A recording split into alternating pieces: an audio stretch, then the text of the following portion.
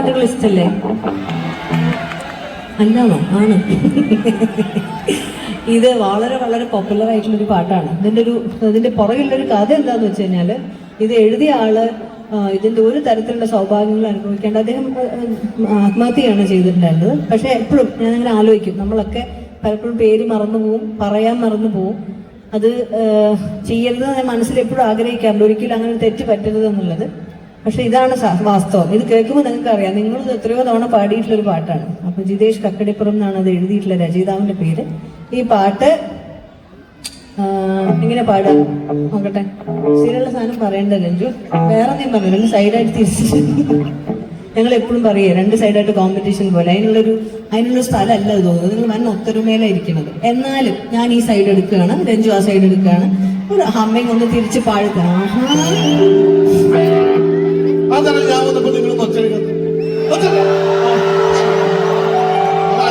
ഇവിടെ ആക്ച്വലി ഇവിടെ ആളിന്റെ എണ്ണം കൂടുതലാണ് കേട്ടോ. ബാക്കിൽ വരെ ആൾക്കാരുണ്ട്, അത്രയും പേരുണ്ട്. പക്ഷെ നമ്മള് പ്രൂവ് ചെയ്യും, നമ്പറിലൊന്നും അല്ല കാര്യം, ആത്മാർത്ഥതയിലാണ്.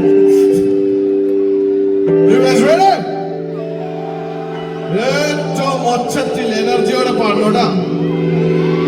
പാടിയ സമ്മാനം. 1 2 3 4.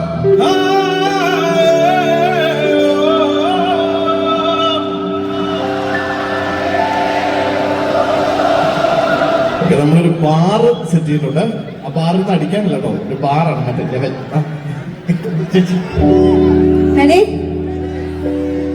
എണീക്കൊക്കെ ചെയ്തോ?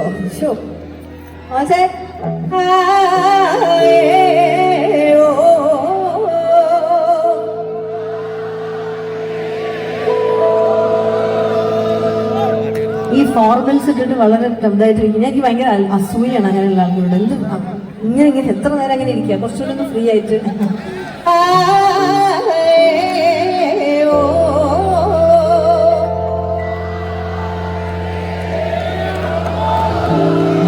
കൺട്രോളിൽ നിന്ന് കുടുങ്ങിയില്ലേ? പാടണം.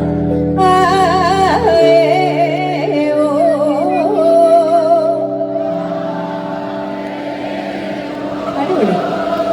ശക്തിക്കുറവുണ്ട്, എന്നാലും സാറിന്റെ കൂടെ ഒരുമിച്ച് പാടാം. വെറുതെ നോക്കട്ടെ കേട്ടോ, ഇത് എന്തായാലും ഇവിടുത്തെ അവസ്ഥ. ഞാൻ പാടുമ്പോ എങ്ങനെ ഇരിക്കുന്നു, കൂടെ ഉണ്ടോ നോക്കാലോ.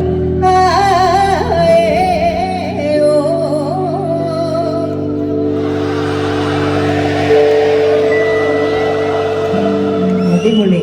നിങ്ങൾ ഓർഗനൈസേഴ്സ് വരില്ലേ അവിടെ? ഒന്നും കൂടെ ഒരു സിൻസിയർ എഫേർട്ട് നിങ്ങൾ ഇടുന്നതല്ലേ? 1 ഫൈനൽ ടൈം.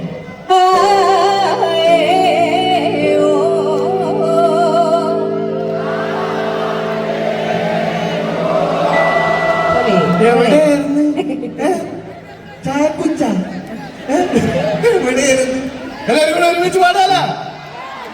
1 2 3 everybody.